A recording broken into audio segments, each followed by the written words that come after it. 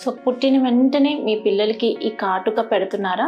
అయితే ఖచ్చితంగా ఈ వీడియో మీరు చూడాలి.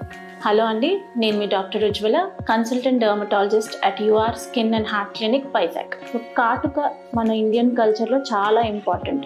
సో పెద్దవాళ్ళు చాలా చెప్తారు, ఏంటి దిష్టి తగలకుండా ఉంటుంది అంటారు, కన్ను చూపు ఇంప్రూవ్ అవుతుంది అంటారు, కళ్ళు పెద్దగా అవుతాయి అంటారు.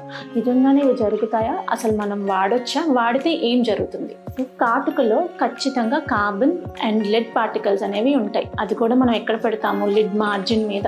సో మార్జిన్ మీద పెట్టేటప్పుడు అక్కడ మనకి కన్నులో ఉండే పింక్ కంజక్టివా అనేది ఈ లెడ్ పార్టికల్స్ని, ఈ కార్బన్ పార్టికల్స్ని పీల్చుకోవడం జరిగి బ్లడ్లో లెడ్ లెవెల్స్ అనేవి పెరగడం జరుగుతుంది. సో లెడ్ లెవెల్స్ పెరగడం వల్ల బోన్ మ్యారోలో ఇంకా బ్రెయిన్లో చాలా చేంజెస్ జరుగుతాయి. సో బోన్ మ్యారోలో డిఫరెన్షియేషన్ జరగడం వల్ల ఈవెన్ అనీమియా కూడా వచ్చే ఛాన్సెస్ ఉంటాయి. సో ఎప్పుడైతే ఈ లెడ్ లెవెల్స్ టాక్సిక్ లెవెల్స్ అవుతుందో ఈ ప్రాబ్లమ్స్ అన్నీ జరుగుతాయి. సో నెంబర్ 2, ఈ కాటుకలో ఉన్న పదార్థాల వల్ల పిల్లలకి ఎలర్జిక్ కాంటాక్ట్ డర్మటైటిస్ రావచ్చు, ఎందుకంటే పిల్లలు ఖచ్చితంగా కళ్ళు రబ్ చేస్తూనే ఉంటారు.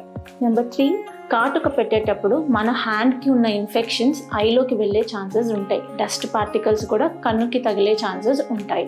సో ఈ కాటుక పిల్లల్లో అవాయిడ్ చేస్తేనే బెటర్. సో ఇప్పుడు మీకు డౌట్ రావచ్చు, మేడం ఇవి కొన్న కాటుక కదా, ఇంట్లో చేసిన హోమ్ మేడ్ కాటుకతో ప్రాబ్లమ్స్ ఉండవని. దాంట్లో కూడా గీ అండ్ యాష్ అండ్ సూతే ఉంటుంది.